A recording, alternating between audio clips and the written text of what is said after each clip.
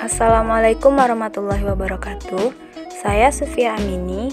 Di video kali ini saya akan mencoba menjelaskan tentang globalisasi. Video ini saya buat dalam rangka memenuhi tugas akhir mata kuliah Pendidikan Ilmu Pengetahuan Sosial. Langsung saja kita masuk pada submateri yang akan kita bahas pada video ini. Kali ini saya akan membahas 5 submateri globalisasi, yaitu pengertian globalisasi, bentuk globalisasi, dampak globalisasi, faktor penyebab globalisasi, dan yang terakhir upaya mengatasi globalisasi. Pengertian globalisasi. Apa itu globalisasi? Globalisasi adalah proses mendunianya suatu hal sehingga batas antara negara menjadi hilang. Globalisasi didukung oleh berbagai faktor seperti perkembangan teknologi, transportasi, ilmu pengetahuan, dan telekomunikasi. Pengertian globalisasi menurut para ahli. Yang pertama, Ahmad Suparman. Menurut Ahmad Suparman, globalisasi adalah suatu proses menjadikan sesuatu benda atau perilaku sebagai ciri dari setiap individu yang ada di dunia tanpa dibatasi oleh wilayah. 2. Lawrence E. Rothenberg. Menurut Lawrence, globalisasi adalah percepatan laju dan intensifikasi, interaksi, dan integrasi antara orang-orang perusahaan, pemerintah, dan dari negara yang berbeda.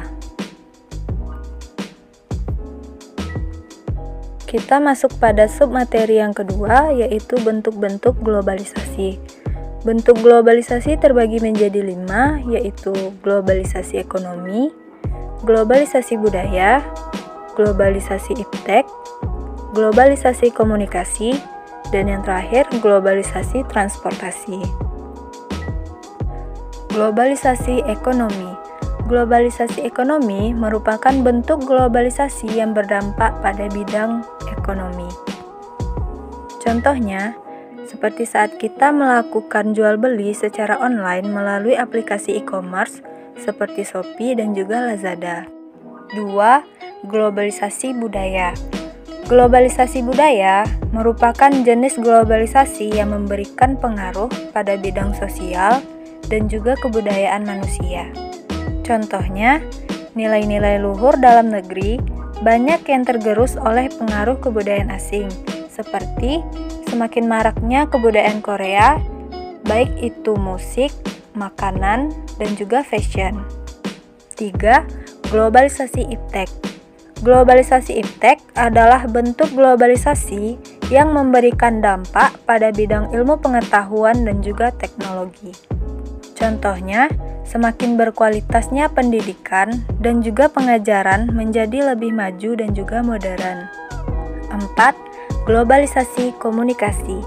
Globalisasi komunikasi adalah jenis globalisasi yang memberikan pengaruh pada bidang komunikasi. Hal ini ditunjang oleh kemajuan teknologi di bidang komunikasi melalui perangkat dan juga aplikasi yang canggih dan semakin modern. Contohnya, pergeseran media massa dari arah konvensional seperti koran dan juga majalah menuju ke bentuk digital seperti portal online dan juga blog. 5. Globalisasi transportasi. Globalisasi transportasi merupakan bentuk globalisasi yang berpengaruh dan juga berdampak pada bidang mobilitas dan transportasi. Contohnya, akses transportasi lebih mudah didapat dengan sarana transportasi umum. Kita masuk pada submateri yang ketiga, yaitu dampak-dampak globalisasi. Dampak globalisasi terbagi menjadi 2, yaitu dampak positif dan juga dampak negatif. Dampak positif globalisasi di bidang ekonomi. Yang pertama, dapat memicu sikap kreatif dan inovatif di kalangan masyarakat agar dapat bersaing di ranah global. Yang kedua, mudah mendapatkan barang-barang impor dari luar negeri dengan harga yang terjangkau. Yang ketiga, bertambahnya jenis lapangan pekerjaan akibat adanya investasi asing dari luar negeri. Dan yang terakhir, terbukanya kesempatan bekerja di luar negeri. Kemudian, dampak negatif globalisasi di bidang ekonomi. Yang pertama, pasar nasional akan dikuasai oleh barang-barang impor. Yang kedua, memicu konsumerisme atau gaya hidup tidak hemat di masyarakat. Yang ketiga, masuknya banyak tenaga kerja asing yang mendominasi tenaga kerja lokal. Dan yang terakhir, matinya usaha-usaha lokal karena penjualan barang dari luar negeri. Kemudian, kita akan membahas tentang dampak positif dan dampak negatif globalisasi di bidang sosial budaya. Dampak positifnya, yang pertama dapat menuntun masyarakat berpikir modern. Yang kedua, menuntun masyarakat memahami keberagaman budaya di dunia atau multikulturalisme dunia. Dan yang terakhir, mampu menumbuhkan sikap toleransi antar masyarakat akibat adanya rasa saling ketergantungan, baik itu ketergantungan pekerjaan maupun pendidikan. Kemudian, kita akan membahas dampak negatif globalisasi di bidang sosial budaya. Yang pertama, gagal memahami modernitas hingga berperilaku menyimpang, seperti kenakalan remaja akibat tayangan televisi atau media massa lainnya. Yang kedua, mudah terpengaruh oleh budaya-budaya barat dan budaya luar hingga melupakan budaya lokal. Yang ketiga, budaya lokal dianggap sebagai budaya yang tradisional dan harus ditinggalkan. Selanjutnya, kita masuk pada submateri yang keempat, yaitu faktor penyebab globalisasi. 1. Perkembangan teknologi informasi dan transportasi. 2. Meningkatkan kerjasama internasional. 3. Kemudahan transportasi. Dan yang terakhir, ekonomi terbuka. Pembahasan faktor penyebab globalisasi. 1. Perkembangan teknologi informasi dan transportasi. Semakin pesatnya perkembangan teknologi informasi, membuat kegiatan jual beli antar negara menjadi lebih mudah.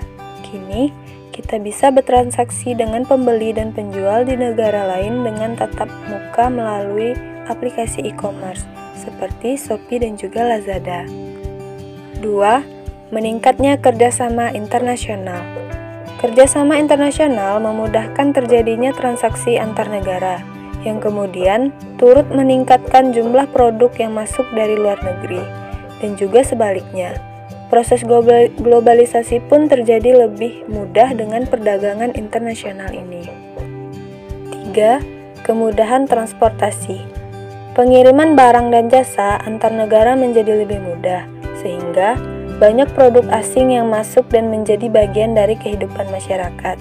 Tidak jarang produk asing ini kemudian diadaptasi oleh masyarakat setempat sehingga terjadilah penggabungan budaya. Yang keempat yaitu ekonomi terbuka. Perdagangan global yang terjadi saat ini dikarenakan oleh negara-negara di dunia semakin terbuka satu sama lain, sehingga terjadi pertukaran produk dari satu negara ke negara lain. Produk ini sendiri tidak lepas dari elemen dan budaya negara asalnya, yang kemudian bisa saja mempengaruhi negara lain. Misalnya, produk kecantikan asal Korea yang mengandung bahan-bahan yang tidak umum ditemukan di Indonesia. Namun, karena popularitas produk kecantikan ini membuat anggapan bahwa cantik ala Korea banyak diadaptasi oleh produk-produk lokal.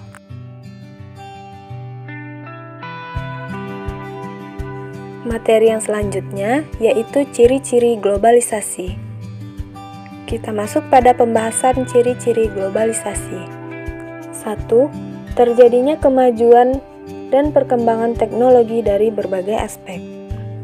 Contohnya, kehadiran internet yang memudahkan komunikasi antar satu sama lain menjadi lebih efisien. 2. Terjadinya kerjasama ekonomi antar negara di dunia yang menyebabkan adanya ketergantungan antar pasar dan produksi ekonomi negara. Kesepakatan kerjasama inilah yang membuat proses globalisasi terus berjalan tanpa henti. Contohnya, Indonesia yang menjalin kerjasama bilateral dengan Thailand. Dua bidang yang menjadi fokus kerjasama kedua negara tersebut yaitu perdagangan dan pariwisata.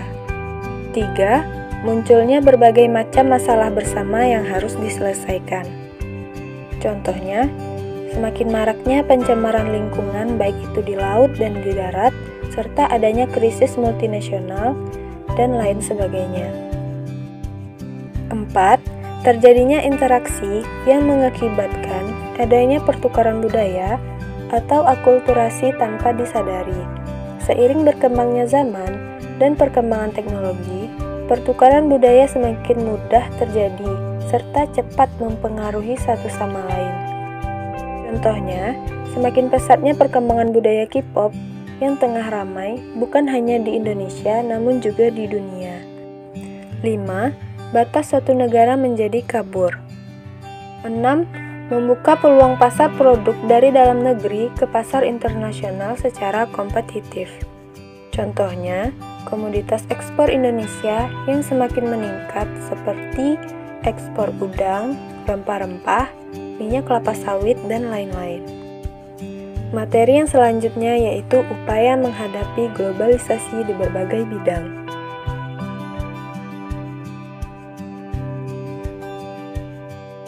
Upaya menghadapi globalisasi budaya. Yang pertama yaitu menyaring setiap budaya asing yang masuk ke Indonesia. 2. Menyukai dan menggunakan produk-produk asli Indonesia. 3. Mematenkan setiap budaya Indonesia serta mempublikasikan agar budaya tersebut tetap terjaga. Yang keempat, meningkatkan kualitas nilai keimanan dan moralitas masyarakat. Upaya mengatasi globalisasi iptek. Yang pertama, berkompetisi dalam kemajuan iptek. 2. Meningkatkan kualitas atau mutu sumber daya manusia. 3. Selalu berorientasi kepada masa depan. 4. Meningkatkan penguasaan kita terhadap teknologi modern. 5. Meningkatkan motif berprestasi. 6. Turut mengapresiasi teknologi buatan anak bangsa. 7. Mampu memfilter teknologi yang berkembang saat ini. Upaya menghadapi globalisasi ekonomi. Yang pertama, menyiapkan SDM yang kompeten, kompetitif dalam menghadapi kompetisi globalisasi. 2. Melaksanakan standarisasi dan sertifikasi bagi perusahaan dan lembaga pemerintah untuk citra, kesungguhan, dan kualitas produk. 3. Menghilangkan praktik-praktik korupsi, kolusi, nepotisme, dan juga manipulasi. 4. Mendorong pengusaha-pengusaha lokal, khususnya pengusaha kecil dan menengah, untuk berkompetisi secara sehat. 5. Mendorong munculnya produk-produk kreatif dan inovatif dari masyarakat Indonesia. Upaya menghadapi globalisasi komunikasi. Yang pertama, memilih dan memanfaatkan alat komunikasi secara tepat dan sebaik-baiknya sesuai dengan fungsi dan kebutuhannya. 2. Memanfaatkan alat komunikasi demi kemajuan masa depan dan tidak menyalahgunakannya. 3. Memilih informasi dengan tepat dan bijaksana agar tidak mudah terpengaruh dan terhasut oleh informasi yang salah. Upaya menghadapi globalisasi transportasi. Yang pertama, memanfaatkan alat transportasi sesuai dengan jarak dan waktu.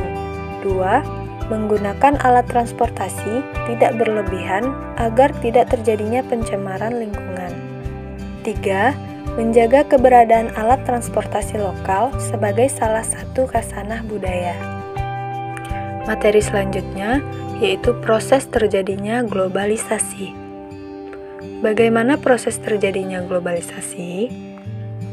Banyak sejarawan yang mengatakan kalau fenomena globalisasi terjadi pada abad ke-20.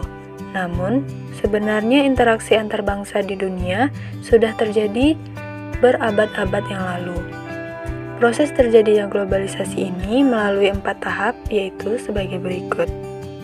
Tahap pertama yaitu perdagangan bangsa Tiongkok dan bangsa India. Kalau ditelusuri, sebenarnya kemunculan awal globalisasi sudah ada saat manusia mulai mengenal perdagangan antar negara, yaitu sekitar tahun 1000 sampai 1500 sebelum Masehi.